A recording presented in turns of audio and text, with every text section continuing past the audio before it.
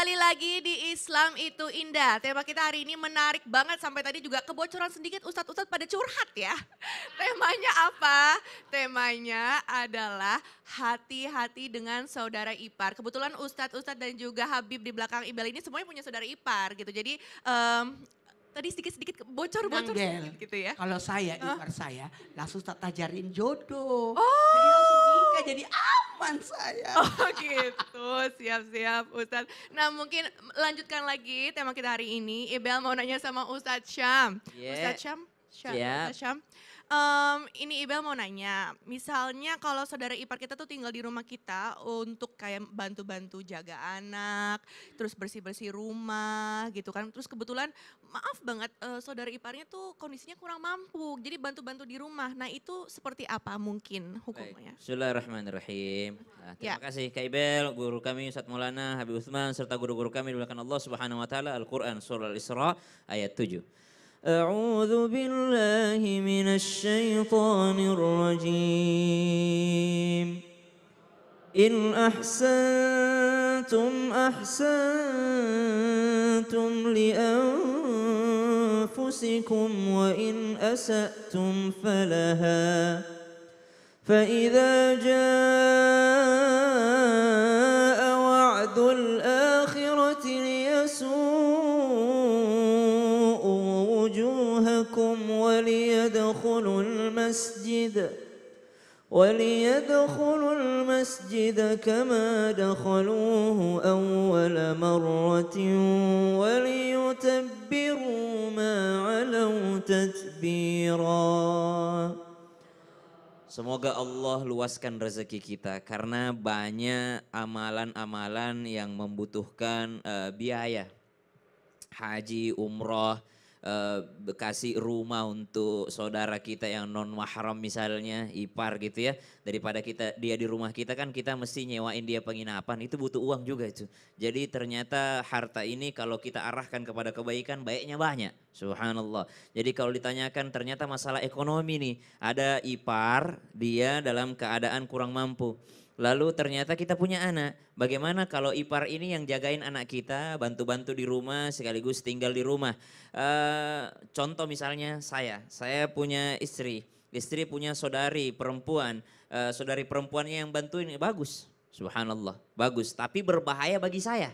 Kenapa? Karena ipar saya ini non mahram. Yang paling aman kalau anak saya dirawat sama adik perempuan saya, itu yang aman. Kenapa? Adik perempuan saya mahram bagi saya, dia sama istri saya sama-sama perempuan. Jadi di rumahnya aman. Kenapa? Karena dia tidak usah saling menjaga sesuatu, sama-sama perempuan, saya pun tidak menjaga juga. Kenapa? Karena dia adik perempuan saya. Yang jelas ada aurat besar, ada aurat kecil, tapi tidak seperti seketat ketika dia yang non mahram. Maka syaratnya yang pertama, usahakan dia yang mahram. Ambil dari keluarga suami yang memang mahram kepada suami. Dan yang kedua, pahalanya membantu sanak saudara jauh lebih besar dibandingkan membantu daripada orang luar. Kita membantu kerabat itu, dzawil qurba, orang-orang yang dekat sama kita, pahalanya berlipat ganda dibandingkan membantu orang asing. Tapi bantulah dia bukan hanya dalam hal pekerjaan, tapi bantulah ia dan diri kita dalam hal menjalankan syariat agama.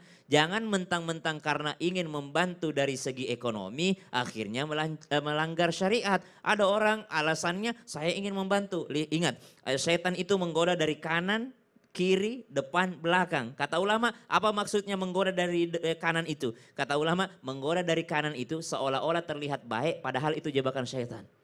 Seolah-olah dia ingin membantu, ya udah ditinggal di rumah aja. Padahal kebaikan itu adalah tipu daya syaitan supaya terjadi sesuatu yang dilarang oleh agama. Wallahu taala alam. Alhamdulillah, berarti memang menolong kerabat itu boleh-boleh aja. Sangat baik, bagus, sangat baik. ya. Tapi usahakan menolongnya bukan hanya ditolong dalam hal ekonomi, tapi ditolong juga untuk menjalankan syariat. Masya Allah, terima Siap. kasih Sama-sama, Kak Ibel. Ustadz. Ya udah dibocorin juga tadi ya, sedikit-sedikit lagi ya.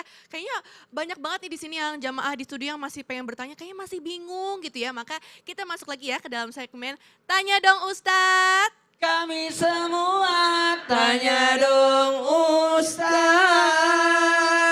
Nah Nah, siapa di studio yang mau bertanya sama Ustadz atau sama Habib?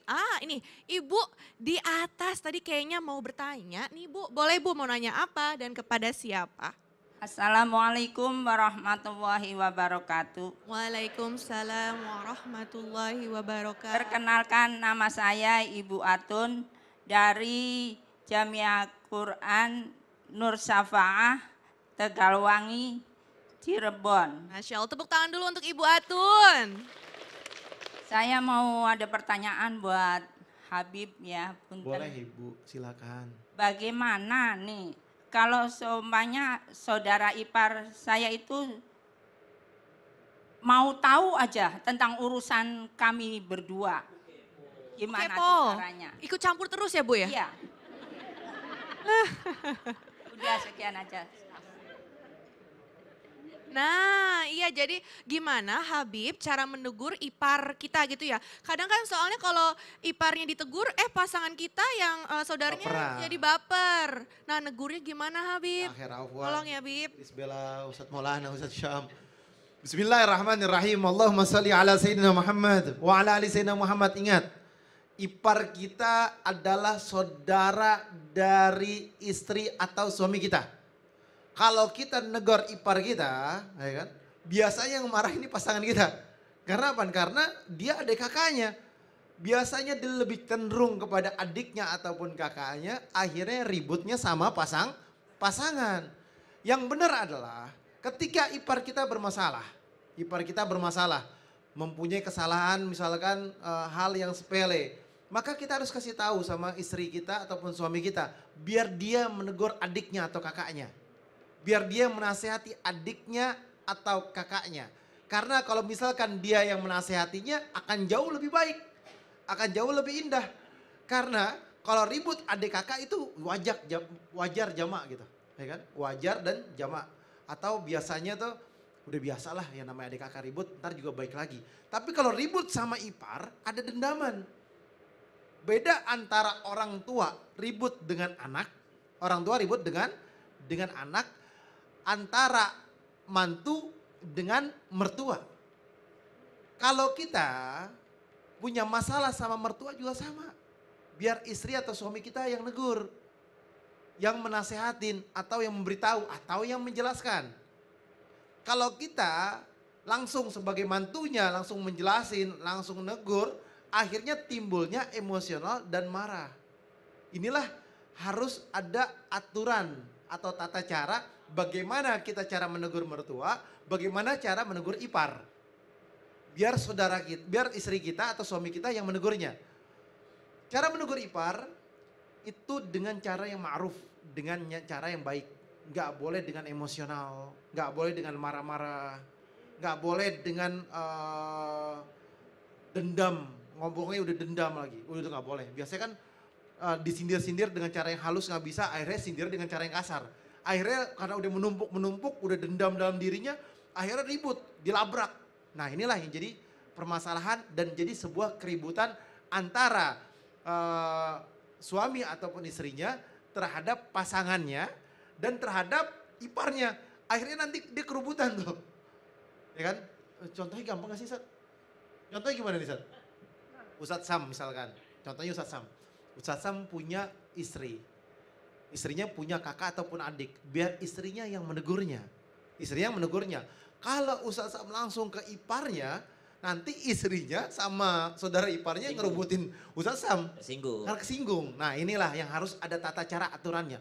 Kalau kita mengikuti aturan sunnahnya yang diajarkan oleh baginda Nabi Muhammad SAW, yang dijelaskan bahwasanya maut di sini banyak penyakitnya, banyak dampaknya. Bukan hanya itu, dampak-dampak yang lain. Karena apa? Ketika ada di rumah, misalkan dia ngangkat kakinya, atau dia main makan aja, yang ada di kulkas dia ambil, udah jamalah, maafin aja nggak jadi masalah. Jangan dijadikan sebuah keributan. Karena mungkin dia datang dari jauh, dari kampung atau dari mana, ya bismillah. Tapi kasih tahu lagi, auratnya dijaga ya.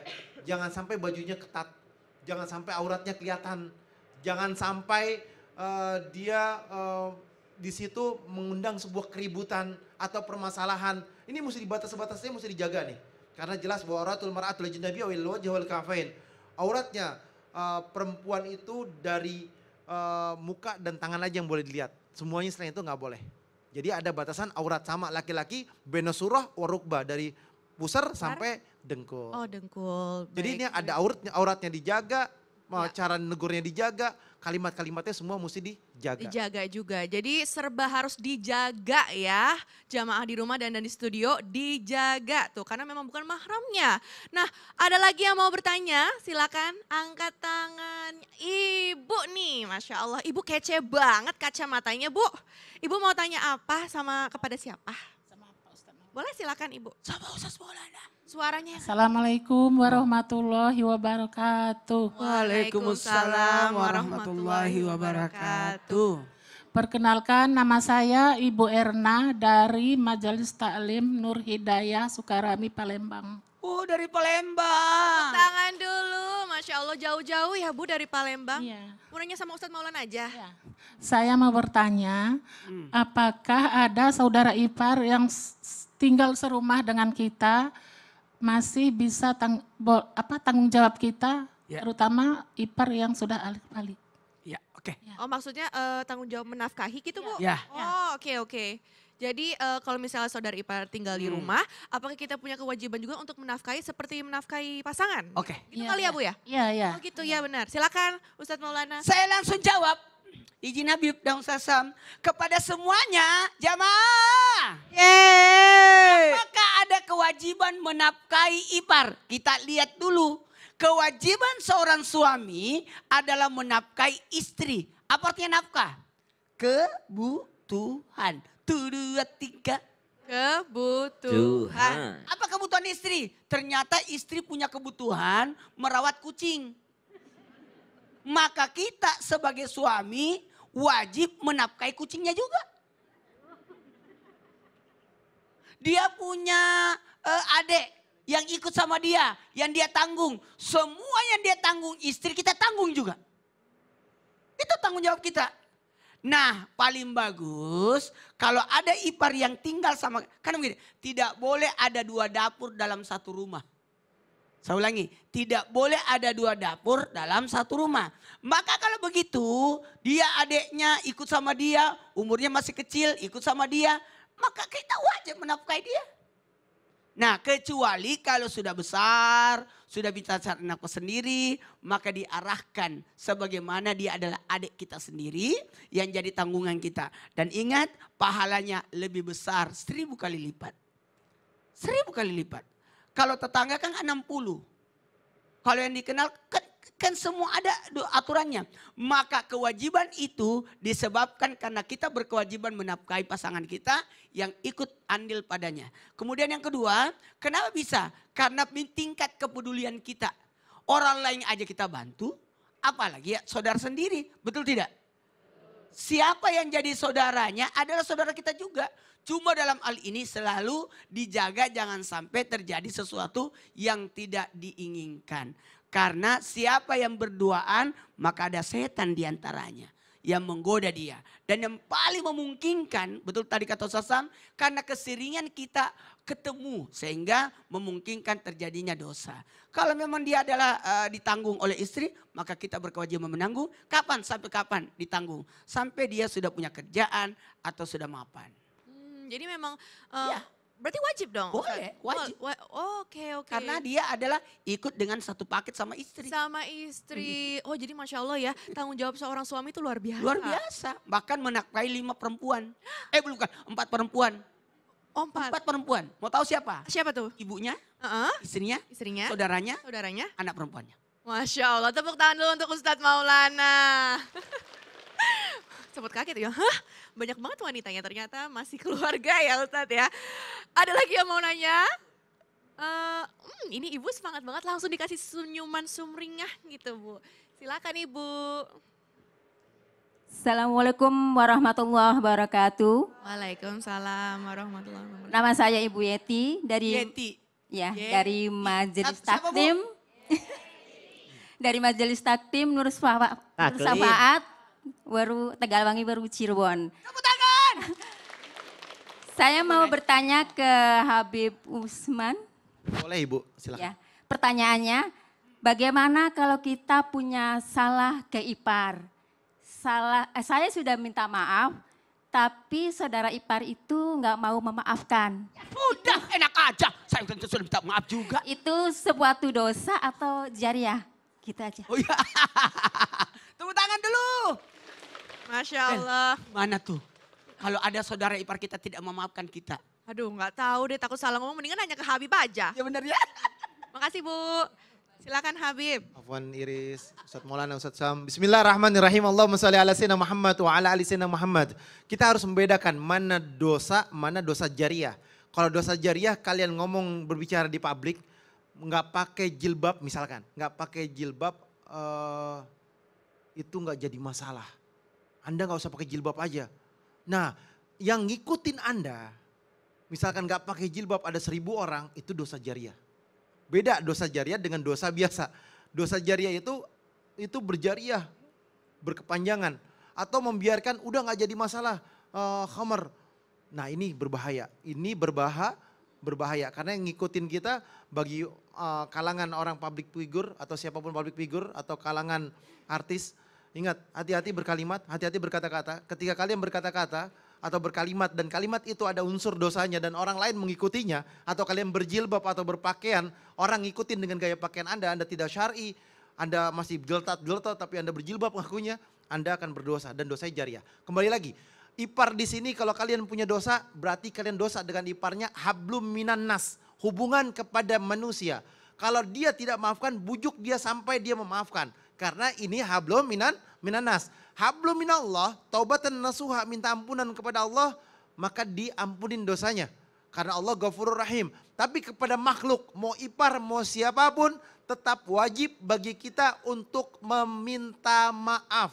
Dengan cara yang ma'ruf, dengan cara yang baik, bujuk dia, rayu dia, bawa martabak, atau bawa apa lagi? Bawa pempek, atau bawa donat, ya kan, atau bawa apaan, bawa dodol. Datang ke rumahnya, saya minta ridho, minta ikhlasnya, saya khilaf. Mungkin selama ini saya berkata-kata yang gak baik, mungkin selama ini saya berucap dengan ucapan yang gak baik. Minta keridhoannya, minta keikhlasannya, maafin saya. Boleh jadi apa yang saya lakuin ini atau yang saya perbuat ini tidak berkenan. Jadi minta ridho, minta ikhlasnya, minta maaf. Kalau dia gak maafin itu urusan dia sama Allah. Masya Allah. Yang penting minta maaf dulu. Jadi bukan dosa jariah ya? Gak ada dosa jariah.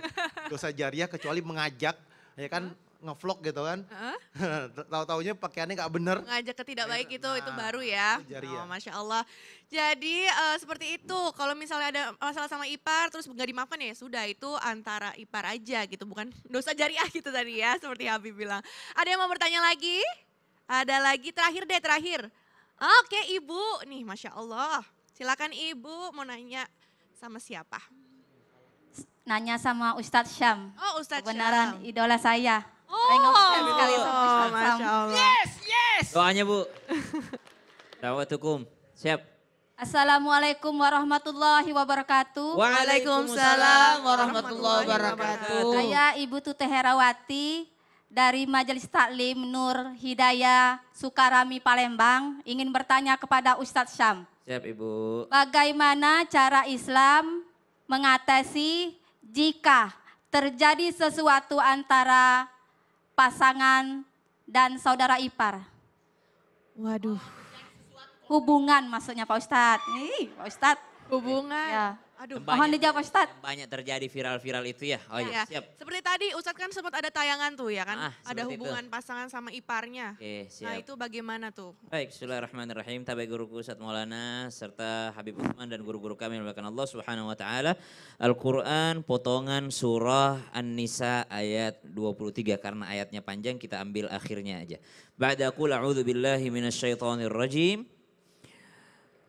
وربائبكم اللاتي في حجوركم من نسائكم اللاتي دخلتم بهن فإن لم تكونوا دخلتم بهن فلا جناح عليكم وحلائل أبنائكم الذين من أصلابكم وأن تجمعوا بين الأختين إلا ما قد سلف innallaha kana ghafurar rahima.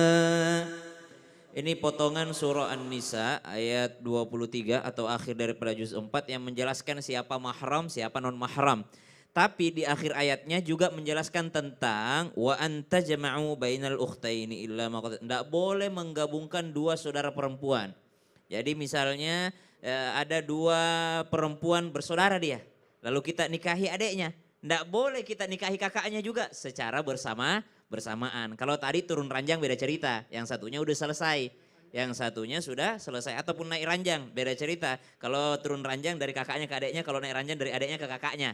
Itu ya subhanallah. Maka menggabungkan keduanya enggak boleh. Jadi kalau dikatakan tadi bagaimana kalau terjadi hubungan atau terjadi hubungan gelap antara pasangan dengan saudara kita. Ya jadi iparnya. Pasangan dengan saudara kita dia terjadi hubungan nih. Bagaimana? Ini enggak bisa diselesaikan baik-baik. Nggak bisa diselesaikan baik-baik, maksudnya ya udah nikahin aja, nggak bisa. Mesti salah satunya cerai, salah satunya pisah. Kenapa? Nggak bisa digabungkan dua saudara.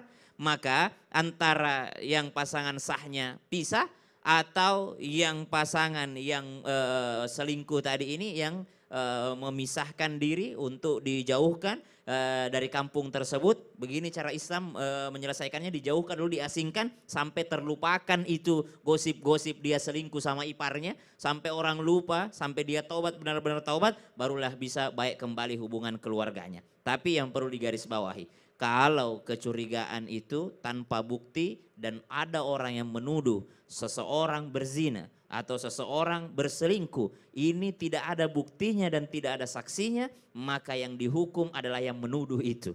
Jadi berhati-hati juga kita dalam hal berprasangka sama orang lain. Karena tidak semua yang kita lihat itu seperti yang ada di berita-berita viral. Kita sebagai orang beriman harus berhati-hati untuk diri kita sendiri. Tapi bukan niat kita mencurigai orang lain. Itu serumah sama iparnya, saya curiga itu pasangannya sama saudaranya sendiri. Itu bahaya sekali itu Bu. Ini hukumannya bisa didera, bisa dirajam. Kenapa? Dia menuduh orang lain tanpa adanya bukti gitu ya, memfitnah. Ustadz ya. Aduh, Baik, jadi kita sama-sama berhati-hatilah. Islam sangat menjaga hal ini bukan untuk menjauhkan keluarga, tapi Islam menjaga supaya tidak gampang syaitan masuk merusak hubungan rumah tangga. Masya Allah, terima kasih Sama-sama. Ustaz Syam. Jadi memang hal-hal seperti ini tidak boleh disepelekan ya. Jadi harus ada ilmunya supaya rumah tangga kita juga tetap terjaga. Jamaah jangan kemana-mana karena setelah ini ada info menarik nih. Kira-kira apa ya infonya? Kita lihat sama-sama yuk. Kayaknya kalau dilihat-lihat perasaan piringnya belum bersih ya. Padahal tadi udah lama loh nyucinya. Kenapa sih sebelah sendiri? Kurang bersih ya piringnya. Iya nih Kak Fadli, tadi kan aku cuci piring. Udah diulang-ulang, udah lama berkali-kali. Tapi perasaanku kayak masih belum bersih. Kalau kayak gini kan bikin jadi mager loh buat nyuci piring.